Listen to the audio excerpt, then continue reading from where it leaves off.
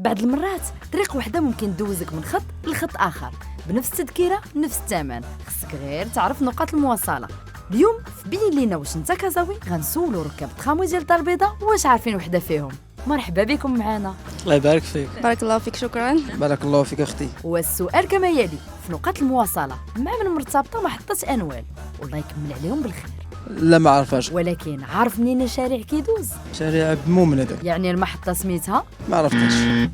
معبد المؤمن. تماما، حافظه نقاط المواصله بامتياز. اوكي دي صراحه. وغير فكري مزيان.